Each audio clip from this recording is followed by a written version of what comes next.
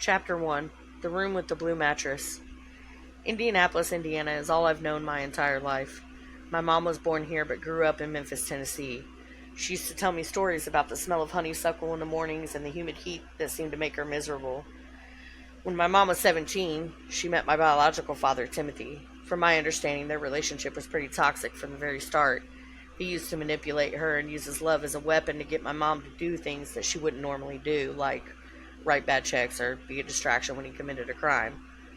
Mom found out she was pregnant with me when she was 19 and had me at 20. 14 months later, she had my little sister Holly. Mom made the brave choice to leave the physically and emotionally abusive relationship she was in to provide a better life for Holly and I, and decided to flee in the middle of the night with very little belongings, hopped on a bus, and came back to Indiana to be near her family. After a year of living in Indiana, Mom got a new boyfriend named Mike. He had a 2-story white house with a large yard full of dandelions.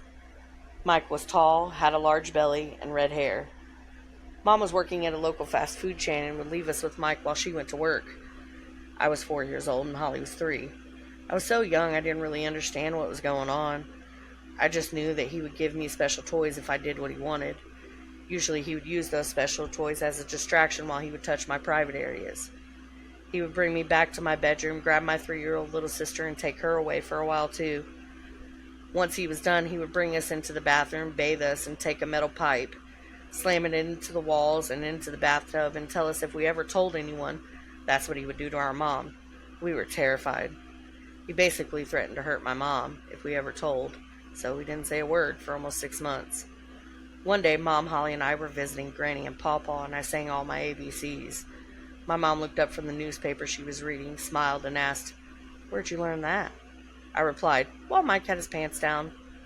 I'll never forget the look on my mom's face when that slipped out. It was confusion, heartbreak, and anger all wrapped in one. "What did you say?" she replied. I immediately turned away and said nothing, remembering that metal pipe and what Mike said he would do to my mom if I ever told. She said, "It's okay, sweetie. You're not in trouble, but you do have to tell me what happened." I finally caved and told my mom about what he had done and said, "I didn't like when he did it to me, but I really hated it when he did it to my little sister." I was too young to understand what was going on, but I do remember that we never saw Mike again. Mom, Holly, and I stayed at Granny and Pawpaw's house while she went to barber college. She did so well she won second in the United States for men haircutting and taught barber college for quite some time. Mom did the best she could with being a single mom, but when Holly and I were 5 and 6, Mom financially was losing everything. Her apartment, her job, her car, everything. She needed help. She reached out to my biological father, Timothy. I was too young to remember how the series of events took place. I only remember a car pulling up, me saying goodbye to my mom crying, and us leaving with a strange guy that she said was our father. His face looked familiar, but to me, he was a stranger. Holly and I clinged to each other as we always did in unknown situations. I remember Mom telling us from a young age, stick together. Holly was my stability, the one who I always protected and who always protected me. Having her there with me was the only comfort I had since this whole situation was confusing for me. I remember us laying in the back of what seemed to be a station wagon, traveling for a very long period of time. I couldn't understand at the time why my mom would send us away. What did we do? Were we just too much for her to handle? I would rather be homeless and have nothing and be with my mom than be in this car driving so far away that I started to doubt I would ever see my mom again. I thought she loved us. How could she be away from us if she loved us? Pretty soon the skyline was filled with large mountains, and thick snow covered the ground. Nothing looked familiar. I could see a sign ahead, but it was too far away. The closer we got to the sign, the clearer it became. Salt Lake City, Utah, it said. Where are we? I thought. The car slowed down and we turned into the driveway of a 1-story yellow house with a chain-link fence around the front yard. Timothy told us that we were home and that it was time to go in and meet everyone. I remember feeling so nervous as we walked towards the front door. The front door opened and I remember a large number of people, both adults and children. Tim introduced us to his wife, Missy, who greeted us but seemed uninterested. He introduced us to the other 8 adults and 13 children living there. He'd say, "This is your sister, this is your brother, this is your cousin, aunt, uncle, stepmom." Ugh, just stop. Stop for a second. These people aren't my family. My mom is my family, my granny, my pawpaw. I just want my mom. I don't want to be here with these strangers.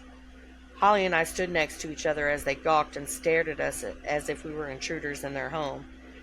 Tim showed us into a room that was in the back of the house. It was a large room that had an entertainment center as a divider.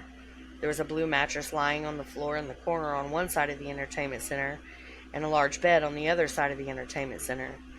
He pointed to the blue mattress. "This is your room," he said to Holly and I. On the other side of the entertainment center is where he and Missy slept. The first night there was so tough. I remember Holly and I crying so much. We just wanted to go home, to our real home. I wanted to hug my mom. I was terrified. A month passed by and everything seemed to be fine. I had gotten to know the people in the house, even though they had a knack for making sure that we always felt like we were outsiders. But we adjusted. One day after school, I noticed the house seemed to be in a panic. I could hear the adults talking and repeatedly saying, "Tim is in jail." I was too young to understand what jail was or what it meant or where it was. I just didn't understand it. I just knew that Tim was gone. His wife, Missy, was left in charge of us.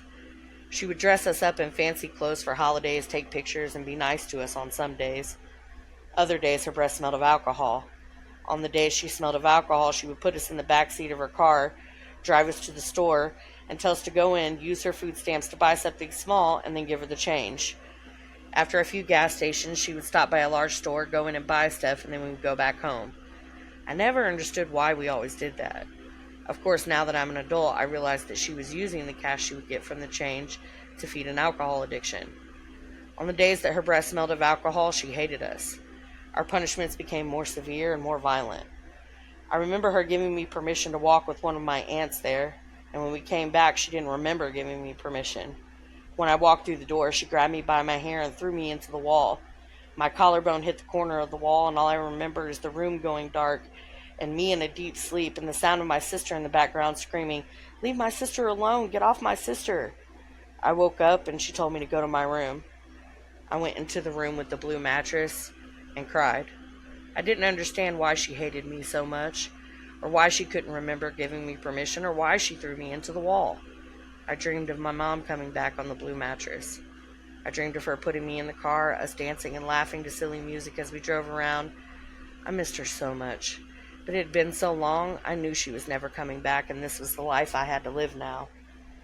One of the guys that lived there, who Tim introduced as my uncle, used to invite me to his room to play. Of course, his version of playing meant him touching me and taking advantage of my 6-year-old body. The feeling took me back to when Mike used to do the same thing when I was a little younger. I finally came to terms with this being my normal. This is what grown-up men do to little girls like me.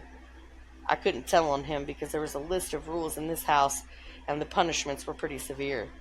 If you tattled, you got a teaspoonful of cayenne pepper in your mouth. Sometimes you had to go to bed without dinner. If you were lucky, it was only one day. The worse the crime, like lying, the longer you had to go without food. I remember being locked in my room for days without food or water because I wrote "Missy is a bitch" in permanent marker on one of the wooden doors. Holly used to eat part of her dinner and sneak the rest of her food back to the room with the blue mattress to give to me. Usually it was rolled up in her shirt or in her pockets. On the days they put cayenne pepper in my mouth and I would have little blisters on my tongue, Holly would sneak little glasses of milk back to the bedroom with the blue mattress for me to drink. I was so scared they were going to catch her and hurt her too, but Holly didn't care. We had to stick together. Mom used to call occasionally and we would talk to her. However, Missy was always standing over us, listening to our every word. I wanted to yell, "Come get us, they're mean to us," but I couldn't. I couldn't spend more days in the room with the blue mattress. So I gave my mom one-word answers until Missy snatched the phone away. The kids that were our cousins didn't like Holly and I at all. Holly seemed to get the worst part of the bullying from the kids. They would poke fun at her and say things like, "Your mom left you, she doesn't love you," just to make Holly cry. I get it. We were the outsiders, the easy targets, the children of some woman who meant nothing to them. After about 6 months, I started to believe the kids. I believed Mom would never come back for us. Holly would get so mad when I would tell her that Mom wasn't coming back. She never lost hope. She always believed in our mom. She would say, "Mom is coming back. She loves us. I know she's coming back." I had lost all hope and didn't understand why Holly had such faith in our mom when she sent us here to this awful place. She needed to believe it. It was hope that kept Holly's head held high. It was Holly's hope that gave me hope. 3 months later, we were playing in the house with the other kids when the phone rang and Missy answered the phone. "You're in Salt Lake City now?" she said. "Okay, I'll let them know." She hung up the phone, yelled for Holly and I, and explained that our mom was in Salt Lake City and was 5 minutes away. She said, "We're going to pack your things. Your mom's coming to take you home." Missy grabbed 2 trash bags and handed them to us. We rushed back to the room with the blue mattress and started frantically throwing things into the trash bags. We didn't really care about any of this stuff. They could keep it all. We were finally going home, to our real home. After I threw all my things into the trash bag, I turned around and looked at the room with the blue mattress and started to cry. It wasn't that I was sad I was leaving, but happiness that I would never have to see the room with the blue mattress again. I could look in the eyes of someone who truly loved me. I could get hugs again, and laugh again, and feel safe again. Holly and I walked towards the front door, and she leaned over and whispered, "I told you she would come back for us, Amber. I told you she loved us." We stepped out on the front porch, and Mom was standing in the front yard. Holly jumped off the porch, ran to my mom, and jumped in her arms. I just stood there, frozen, angry, relieved, confused. I couldn't move. I wanted to run and jump in her arms, but I was so scared it was some sick joke she might leave us again. My mom asked, "Where's Amber?" I was standing right in front of her, but she didn't even recognize me. I was extremely skinny, frail, and sick with a terrible cold. Missy pointed next to her and said, "This is Amber." Mom knelt down to one knee and reached her arms out towards me. "Come here, sweetie," she said. I walked towards her and hugged her for what seemed like forever. Her brown hair tickled my face, the smell of her familiar perfume filled my nose, and her soft voice made me feel so relaxed, safe, and calm. My mom stood up, took my hand, and walked me toward her large brown van. We climbed in, buckled up in the back seats. I looked out the window at the yellow house as we drove away. The further we got, the more relaxed I became. Mom turned on the radio and she danced and she sang. She was so loud and off tune, but I didn't care. This is what I dreamt about on the hard days in the room with the blue mattress.